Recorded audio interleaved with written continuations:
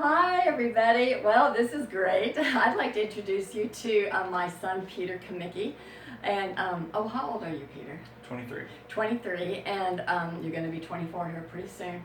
But Very I want, soon. okay, pretty soon. What I want to say about him is, I've told you about Bricks for Kids, and I've told you about the vision of Bricks for Kids. And this is my vision, is to create a world where every child discovers their brilliance. Well, my son, Peter, discovered his brilliance. Do you remember how old you were when you discovered?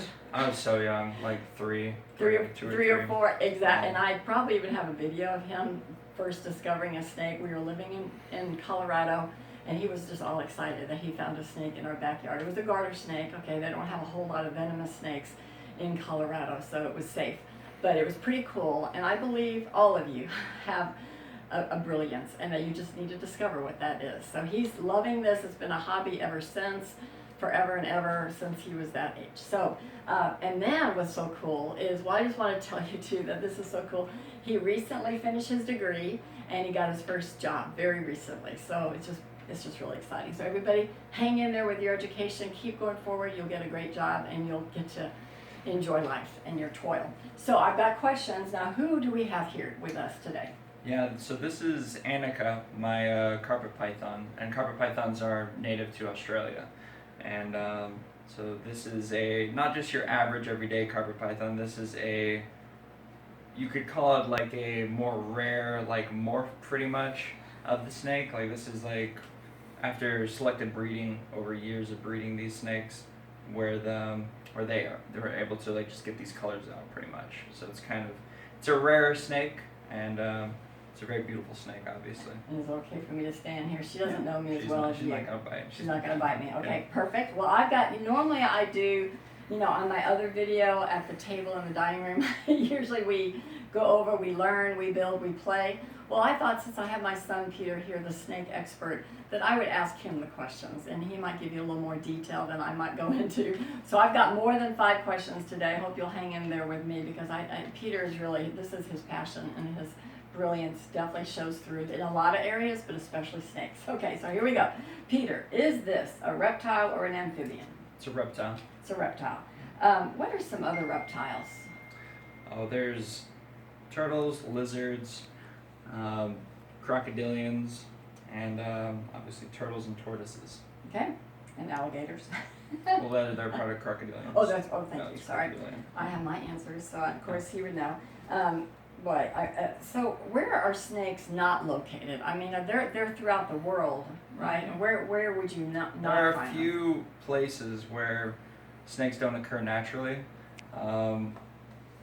and those are New Zealand, Antarctica, Greenland, Ireland, and Arctic Circle.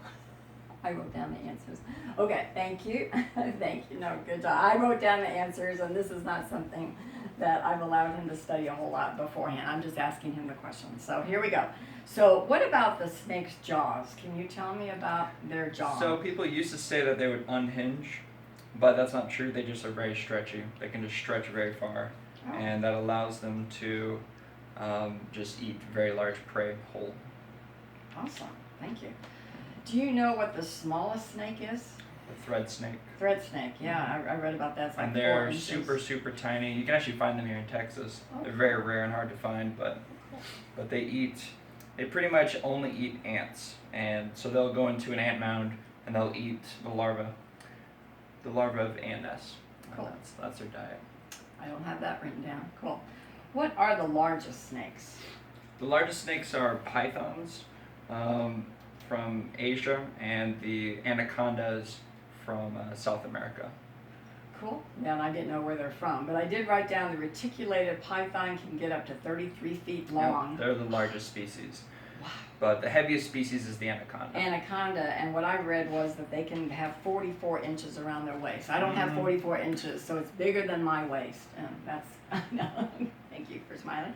I'm not that big. All right, and what do they eat? What do snakes eat? What does Anika eat? Anika at the moment eats small rats, but eventually as she grows, because she's still a young snake, she's like only almost a year old, and so she's gonna be eating rats, like larger rats, as she gets larger.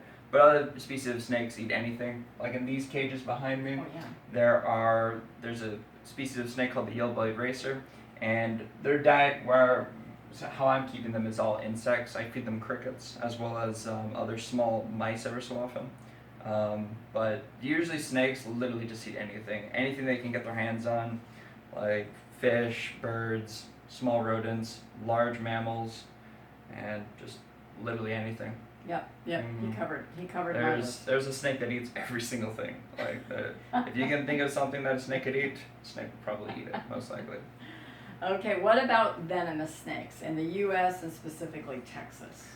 Venomous snakes here in Texas are pretty easy to identify. Like, I recommend everyone should be knowledgeable of the venomous species in your area. So then you don't, because there are a lot of beneficial species of non-venomous snakes around. And obviously, if you have kids, you don't want to have venomous snakes around your property. But non-venomous species of snakes are still good because they eat rodents, they keep different pests in check. But here in Texas, we have rattlesnakes. Rattlesnakes, obviously, when you get close, they start rattling their tail. But we also have copperheads. Copperheads are probably the most common of the venomous snakes. You can find them pretty much everywhere where we live here in Waxahachie. Then you have coral snakes, which are a lot rarer. They're from the elapid family, while all the other venomous species of snakes are from the Viperidae, or vipers. Okay, and cottonmouths is one I have read. Cottonmouth is another one.